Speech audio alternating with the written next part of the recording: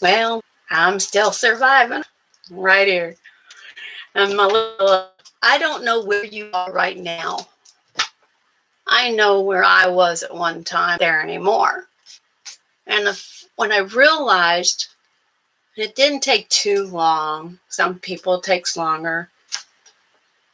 And I said to myself the same two sentences that you saw. How did I get here? What did I miss? And, it was a hard thing to try to figure that out. First, like when you're in the bathroom or you're out in the kitchen and the other person is in another room and that sort of thing. And this is one of my, I guess you call this as a coping mechanism. I keep busy with crafty stuff, but then I love crafty stuff. And I'm helping my son with his wedding. But, so it was one thing I knew. Then when I asked myself, how did I get here? What did I miss? Well, I know how I got there. Oh, yeah, I know how I got there.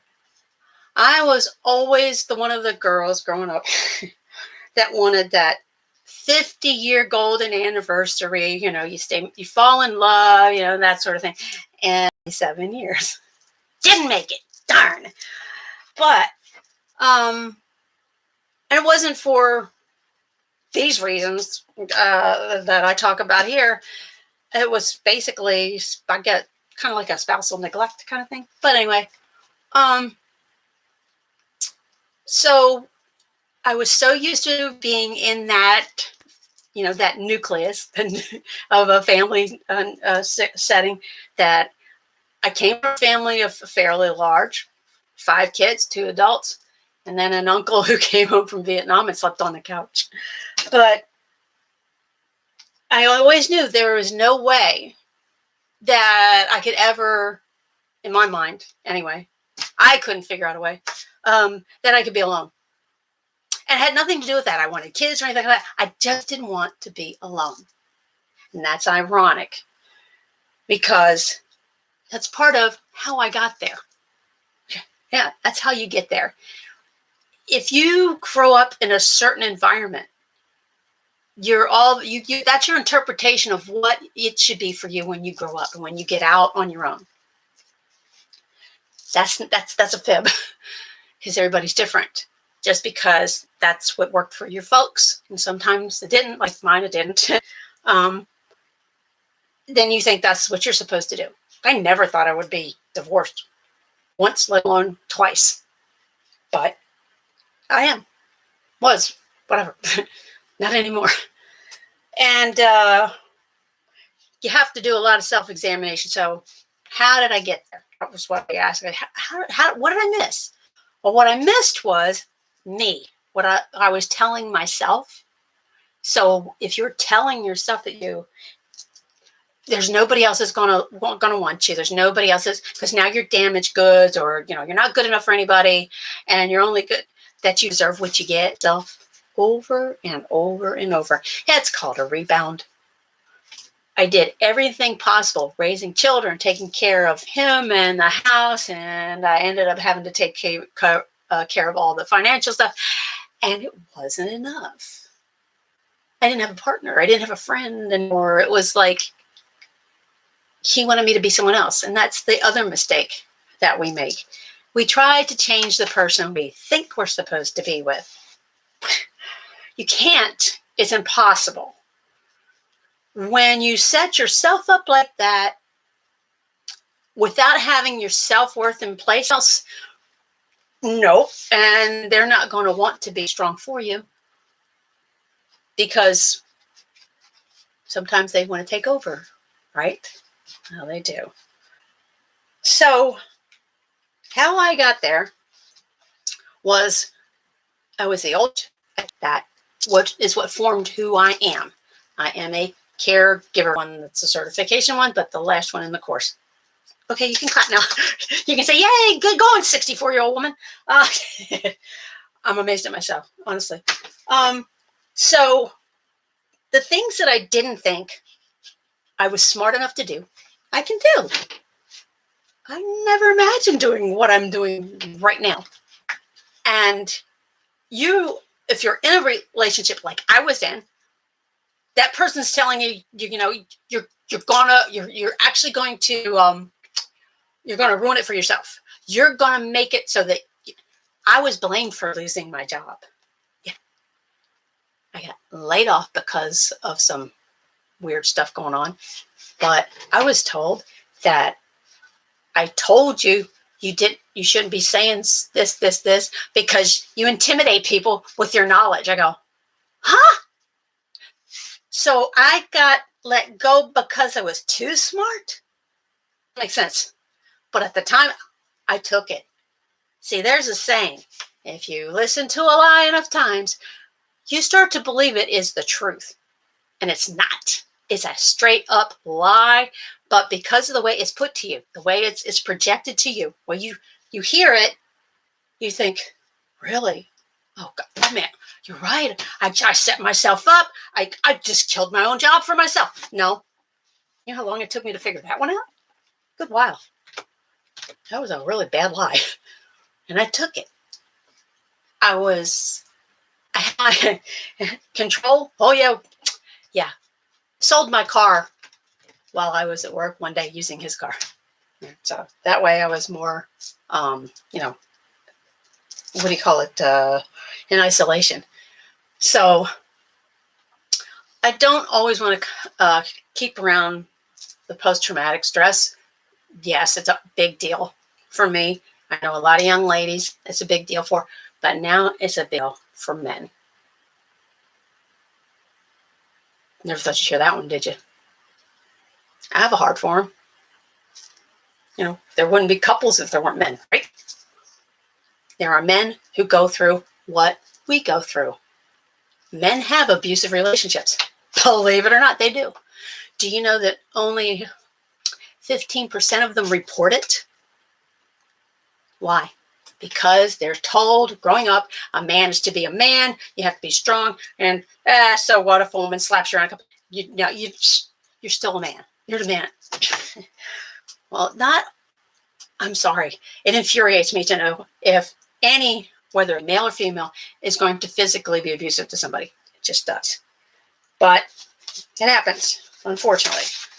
And so the other question that I was always asking myself is, what did I do too dependent on another human being at that point in my life? I was 50 years old. This is 14 years. 14 years. Oh my goodness. And so 50, and then it lasted about 5 years. So from 55 to now, 9 years.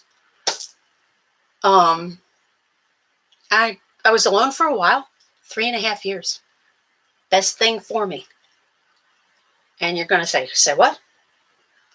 It is, because it's self-examination time. I miss the fact that everything that was being put in front of me was a carrot or a candy bar or ice cream. That's a metaphor, by the way. It was something that person picked up on that knew was a soft spot for me. Going to church was one of them. I'd hate to be him when he sees the Lord when he's on the other side, if he ever gets there, because he faked something you don't ever fake. And especially not on Christmas Eve. But we'll talk about that later. But I missed the fact that he did certain things because he knew I wanted him to say certain things and do certain things. And he doted me with gifts and this and that, and pretended like he had all this money. And the first ex, he was a tightwad. He could make a penny cry. And so it was like night and day. And the beautiful blue eyes, sucker for blue eyes. I didn't see the darkness. After that, I learned when I meet someone, and this is, trust me, it's good advice. If you get in tuned, and you make yourself get in tune, the first thing you do when you meet someone is you look them dead in the eye, and you look deep in, and you can see whether there's darkness or there's light in that soul. It's the truth. Because once I discovered how to do that, I haven't been wrong. I had a friend. She introduced me to her boyfriend at the time. And she was, oh, God, got over. And I met him and I looked right in his eyes. And when he left, she said, what did you think? And I go, I don't like him. She goes, why? I said, something about his eyes. There's something not right there.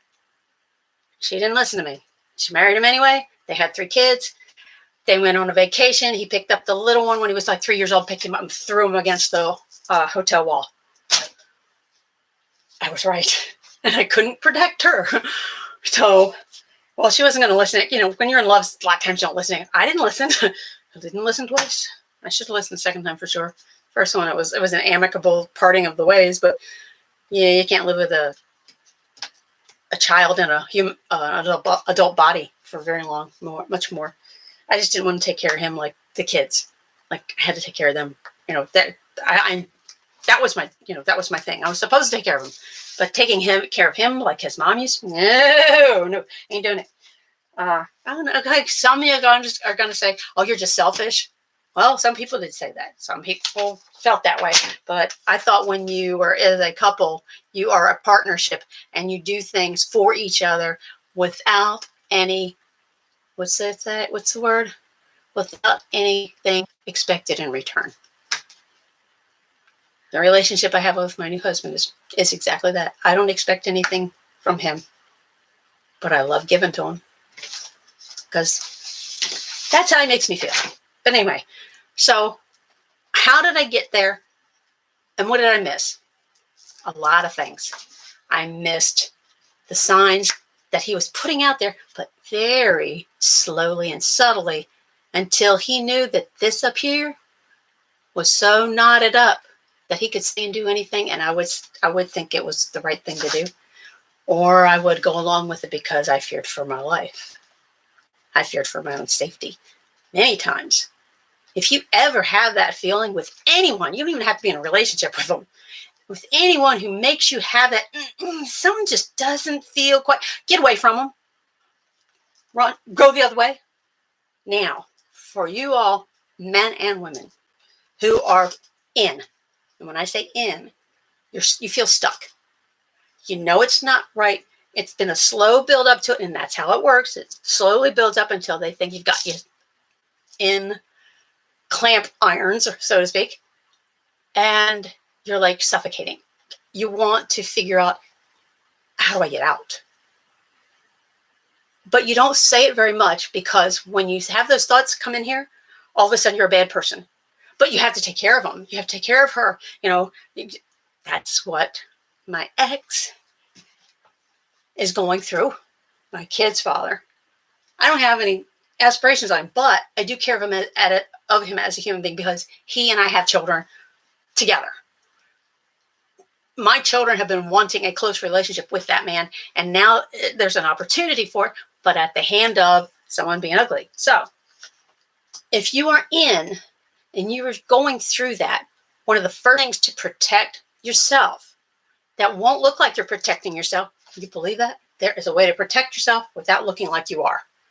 With these individuals who want to take you over, want to take control of your every move, almost your every breath, is they don't want to get any inkling that you're going to leave until you actually walk out and you're done. Do you have another room in the house? If you have another room in the home that you are with this, if you're with this person in a permanent relationship or feel that you're in a permanent relationship, if you have another room that you can go for like a safe haven, go to it. If it's just like a spare bedroom and maybe there's books, just say, I'm going to go in and read a book. Get away from that person under their roof, their terms, as much as you can. If getting in the car to say you're going to the store for both of you doesn't seem unusual, and try to make it not seem unusual, do it. The more that you give yourself that freedom, whether it's to get out of the door, then do it. Because one of these days, when you go out the door, you're not coming back. Okay? You can do it. I did it, and it was the hardest thing I've ever had to do.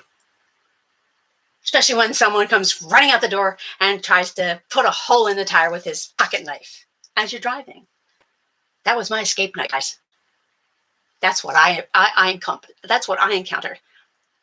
I pretended I was doing something for him when in fact I was booking it. I had my friend Miss Karen waiting on me. She said, "I'll give you a fifth." I went in, I said, "Oh yeah, I know what you want," because he was an addict, remember? Got in the car. As I'm backing out, he comes charging out the door, and he had a knife in his hand, and he was going to bust that tire because he'd done his other cars. But I got free. Now, how did I do that? And how do you do that? Baby steps. Unless you have a situation where there is a door that's wide open and you've just been afraid to walk through it, take a dart and run for it. I couldn't, because everything I did was watched. I was breathed down on. So I had to do baby steps. And then when Miss Karen came into my life, it was like, God sent me an angel. Thank you, Lord. And she did. Her strength became my strength, and I survived it. So can you. Guys, too.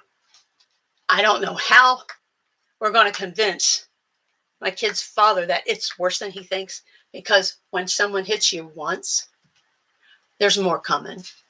You can put money in the bank on that one. I don't care what anybody says. Any person who raises a hand to someone they say they care about or love or can't live without, no. It's going to happen again. And you don't want the next time for you to either be in the hospital, having to have surgery, or dead. I didn't want that for myself. That's why I listened to Miss Karen, my guardian angel on the earth, and that's how I got out. So if you're in and you feel that the walls are closing in and you're crying all the time, you're upset, you're mad because you're agreeing to do stuff for someone or with someone, and you know it's not right and it's totally wrong. It's like you're convinced that that's the new norm. I hate that expression. Oh, this is just going to have to get used to it. It's the new norm. No, it's not. It doesn't have to be. There's no such thing as a new norm. A norm or normal for any person is what is best for you so that you can be a productive human being and be a blessing to others, because that's what brotherhood is. That's what supporting one another is. And that's why I don't have to air my dirty linen, you know? I don't have to say a thing, but if it helps you, she or he, then that's what I'm here to do. It is that not go to my grave. I mean, I have to go to my grave when not saying something. And if something I say helps give you strength, helps put you in the frame of mind like, okay, she said, find little moments of time for myself so that it does. It helps you get psychologically stronger for yourself, because as long as you're in that same little circle with that person, there's no way you can think for yourself, because they won't let you. They will not let you. They'll tell you what to say. And when you say something, sometimes they'll tell you you said something totally different and you know you didn't. And if you argue, well, then you get hit. Right? I did. Once. After that, I never did it again, because I didn't want to end up dead. I had a survival instinct in me so deep, and I didn't know if it was going to be strong enough. So take small chunks of, I call it freedom time, to feel like something is actually normal. Being controlled is not normal. No way, shape, or form is being controlled by another human being anywhere near normal. But what is normal is making sure you stay breathing, making sure you're still around. If you have nieces, nephews, grandkids, whatever, if you have other family that care about you, well, of course, I got some that don't act like they do, but I still care about them. So it doesn't matter. They're still family, no matter how nasty they act to me, but they're still my family. I had to stay breathing because of all of that family that I was connected to. I was taken away from them. And if you're not careful, if you stay in, And hopefully you're not so far in that you have been isolated so far away, because that is another part of their MO, as the police show say, modus operandi. But if that, I'm looking for a pair of scissors. There they are. If that is their MO, serial users, that's their straight up MO. Their MO is get you, hook you, get you so messed up here you can't think for yourself, and then you'll do anything they want you to do. And when you do, it's still not good enough. You think it is. You think you're still good enough when someone tells you that you have to do this. Okay, you're going to man the car while I go and steal 2 tires off this car in the restaurant parking lot. But what about if the cops come in? Doesn't matter. As long as he gets his 2 tires. Doesn't matter where I am. I can go to jail. He don't give a crap. So don't give up any of your you time. And if you haven't had any you time for you, freedom time, find some. Any little way you can. Even if it's putting in earbuds and listening to your favorite music while he's sitting in a room or she's sitting in a room. But getting out away from that person helps you to breathe and also clears your head a little bit, little by little. At first, you're going to think, what am I doing? I got to get back to the house. That was me. No lie. I thought, if I'm going any longer than 10 minutes, he's going to come after looking for me. And one time he did. He rode a bicycle 12 miles one way to make sure I was coming home. That's obsessive in the worst way. Don't get to the end that I was in. That's why I'm doing this, I guess, is it was not a pretty place. Nobody wants to be panhandling along the highway and then have some homeless crackhead chick come up and yank you by the hair and throw you into traffic. That's the truth. That's not a lie. Do I look like someone that happened to? There's a lot of things that happened to me y'all don't know about. One day you'll know. So I'm going to lay it all out on the table. And why am I doing that? Because if it helps you to get out from where you are on your in, then I'm all for it. I'm no angel. Oh, Lord knows I'm no angel. For some of the stuff that I regret. I deeply regret.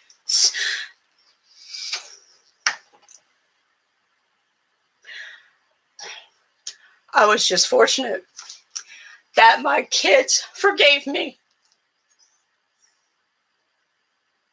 And I have them back in my life. I lived my life for them, and I threw it away for someone that I thought was something that wasn't. Don't do that to yourself. If there's other people that you care about, don't throw it away. What you're going to miss is the people you love if you miss what this person is doing to lure you in. You are so valuable to so many people that you haven't even met yet. And that 3.5 years that I was alone by myself, I had a lot of reflecting to do on myself, a lot of searching, a lot of sleepless nights with nightmares and voices in my head and things like that. And it wasn't drugs. It was the mental breakdown of it, my brain trying to find me again. It's a hard path. And if where you are in your end stage is fairly new, but you're feeling it, you're being drawn in, quickly get drawn out. If you have family, I don't care how much you want them not to think bad of you, you go to your family and you tell them what's going on. And I tell you what, if family, most times, anyway, I don't know any family that doesn't, but family will come and knock on the door and say, you move. You go get your stuff. We're going home. That was moms and dads do. Grandparents do that. Live a life that brings you, find your freedom in you. If you're in that place where you don't have any freedom because this person that's letting you be free, the only person that can help you find your freedom is you. But sometimes you do have to be strong enough to ask someone to show you where that outdoor is. I had someone who showed me where the outdoor was. If I hadn't met that lady, Miss Karen, if I hadn't met you, I wouldn't be here because I had no clue how to get out. I had absolutely no clue. I thought I was going to die at his hand one day. I did. You don't want to go to that. That's how deep in I was. I was in deeper than that. I'm not going to reveal all that just yet. But get out. But if you are deep in, or you feel like you're deep, deep in, keep your eyes open. Find a way to get those little freedom moments, even if it's like 1 minute, and look and listen. Listen to other people when you talk to them or you hear them talking. And if someone starts talking about how their boyfriend, then there's somebody you could actually introduce yourself to. And it's like, oh, I heard you talk. Does he always do that? Be bold. Because when you're bold away from that person to someone who is going through or beginning to go through what you're already into, you can help each other. You see that? The best thing in life that I have found is being able to share with someone my experience and help them to get out. Because nobody wants to be on the end. Nobody. The ones that tell you that's, oh, well, I deserved it, they're full of crap. Totally full of crap. Nobody deserves that. Nobody. So find your freedom moments. And more freedom moments you have, like especially if you're deep in the beginning, you don't know, like you can get, you have those freedom moments, you can figure out a freedom moment and like book it. But if you're deep in, fairly deep in, and you start to find, you've got, I hope that my saying, find your freedom moments, even if it's 1 minute, whatever it is, and get more and more of those, the more and more freedom moments that you find for yourself, the more strength you'll have to finally walk out the door when they least expect it. Because you can't do it while they're, because if they get any clue, you got to be prepared for that too. You either got to be prepared to either call 911 or prepared to defend yourself in any way, shape, or form you can. You will be the victim. Don't worry about anything like legalities. Your life is more important than someone beating up your life. Everybody deserves to live where they can breathe and feel free in their own mind, in their own heart, and their own soul. In that 3.5 years, remember I said I knew I could not be alone, and I was making bad choices. I mean, first one, I married a guy who wanted to be a mama's boy and stay a mama's boy and wanted me to be his mama replacement, and I told him no. And the second one was showering me with this and that and pretending like he was Mr. High Roller and this and that, and he was nothing but an abusive butthole. In 3.5 years, I discovered a book. If you're like me and you feel that you just have to have someone in your life, the way to find that person is to be the person you're supposed to be for them. Ladies, you're not going to like this. You have to love and respect the man that ends up being in your life, but he has a role in it too. He also has to respect and love you in return. This book opened my eyes to a lot of things. Relationships that work. The only ones that work is when you have love and respect. And that's what the book's called. Love and respect. Women, she most desires love.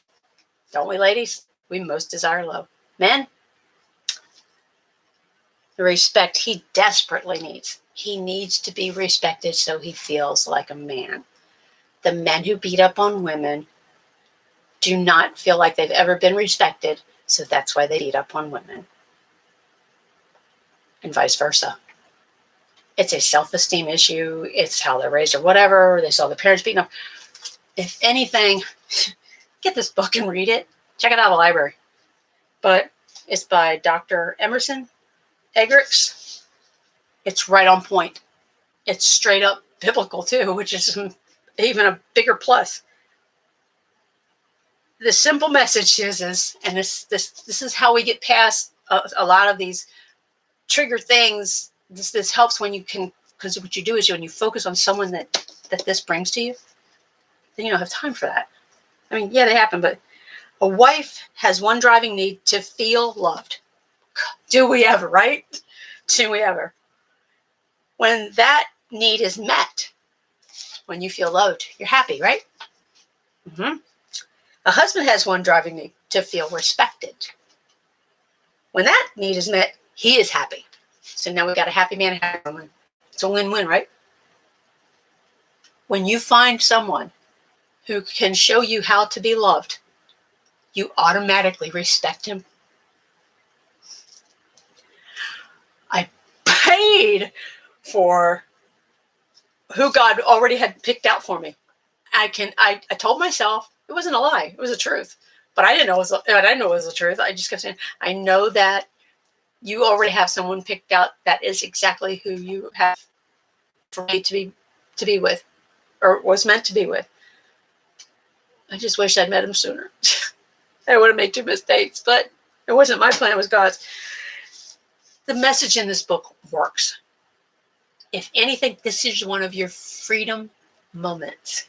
If you have this book, if you can have it in the house where the other person doesn't get, and again, sometimes maybe that individual is on the cusp of not being like mine was. Maybe is, maybe not, but you'll never know. This gives you peace, a sense of peace. It helped change my life. Between this and the Bible, changed my life. And talking to God every minute of my waking hours. If I have helped open your eyes to anything in any of the videos that I do, or if you want to hear something that you haven't heard and I haven't touched on, tell me, comment, please. And at the very least, if anyone is already a subscriber and is watching because, for whatever reason, I'm your friend. I'm your confidant. I'm a person who's been there, done that. Think of me that way. Not some old lady who's doing videos on YouTube. Think of me as a friend, a new friend. Excuse my language. Who gives a shit about what happens to you? If I can do that for total strangers, I can do it for anybody. But that's where my heart and soul is. I care about everyone. And my aunt told my uncle that at my other uncle's funeral when he went off on me about telling her she needed to sit up in the front. My aunt goes, Susie loved everybody. I knew. She didn't lie. I discovered that about myself. I do. So, subscribe. If you need someone to just kind of like hold your hand through the internet, so to speak. I cook too. You want some recipes? We can have freedom recipes. I can direct you to my cooking YouTube channel. I'm the Barefoot Cook. But I'm barefoot right now. Matter of fact, I love whoever you are. I don't even know who you are. But I know one thing. We have to show love for one another in order for all of this to stop. And it needs to stop. There's children hurt. Others are new wives or whatever. And it just shouldn't be that way. It's not supposed to be that way. God didn't create Adam and Eve for them to beat up on one another. So why are we doing this? I don't understand. But I'm sure as hell going to try to stop some of it and at least help one person out there. And if I have helped you, tell somebody else. Pass on my love. Have them come visit me through here. Give me a comment that you did. I don't need your name. You can do it anonymous. Because see, I have a prayer tree in the other room. I have 3x5 index cards on it.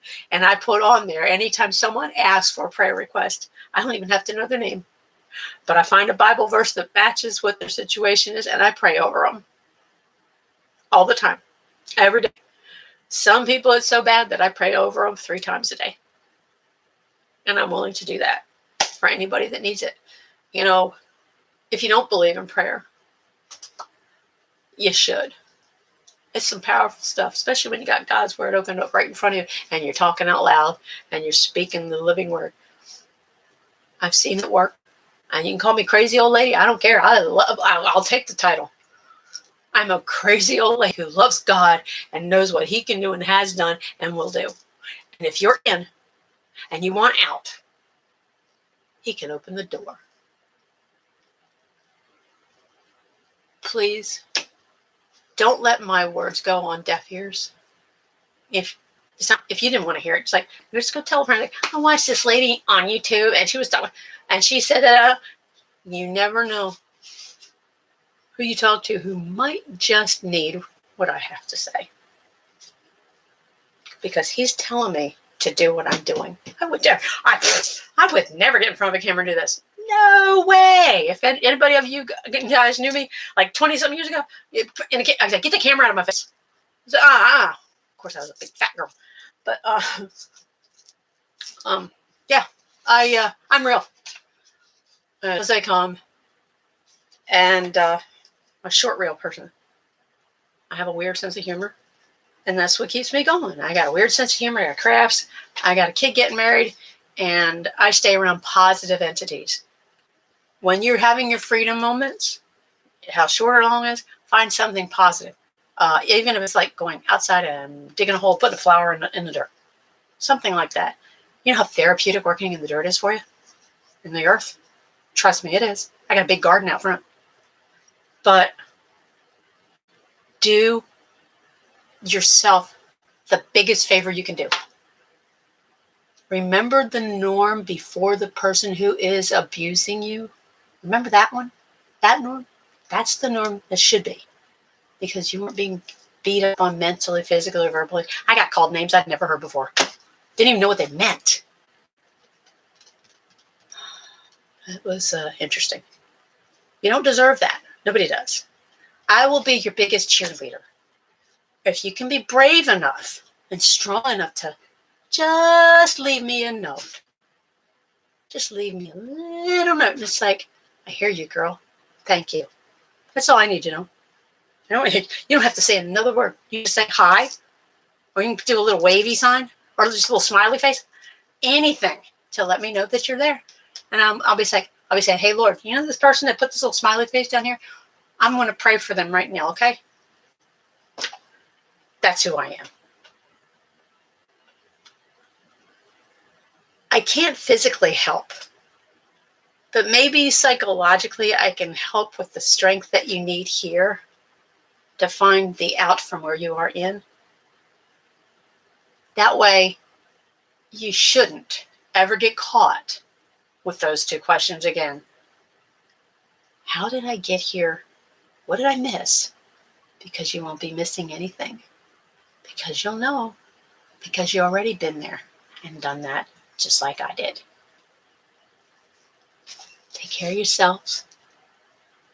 Please stay safe. Find your freedom moments and take advantage of as many freedom moments as you can get your hands on. And eventually, when you find that strength in those freedom moments for yourself, you'll say, okay, so it's going to be at work, packing my bags, and I'm out, and disappear. You got friends, you got other friends, you got family. Go somewhere with someone trust. If not, you got the YMCA. You got the guys. You got different clubs, and there's coworkers and all that. You have a network, but you're not used to tapping into it. Now you have to tap into it. Hopefully not too hard. Hopefully you're not far enough, too far in. But if you're far in, tap into the network. I mean, for ladies, there's a Hope for battered women. It's the women's shelter. That's where I went. There's Salvation Army, for Pete's sake, for men and women. Give them a call. It's like, hey, a neighbor. I'm sure your neighbors know what's going on. I'm sure they've seen and heard things they didn't want to see it here. Utilize those freedom people, because that's what they are. Those are your little keys to open little doors to finally walk through that one big door where you are no longer in that ugly place anymore.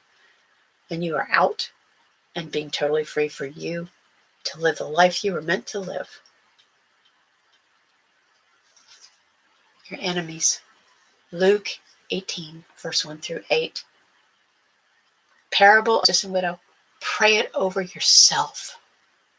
You're allowed to pray for yourself, by the way. And you just tell them, it's like, I don't know who my enemies are, but if you do know, which is that person who's doing the stuff they're doing to you, it's like, I need so-and-so. I need to have justice from him. Or I need to have justice from her. And I need it as soon as you can dole it out, because I need to be free. And the word says, God will grant you justice. And he doesn't lie, and he always fulfills his promises. His promises are survival. God bless y'all. Stay safe. See you next time.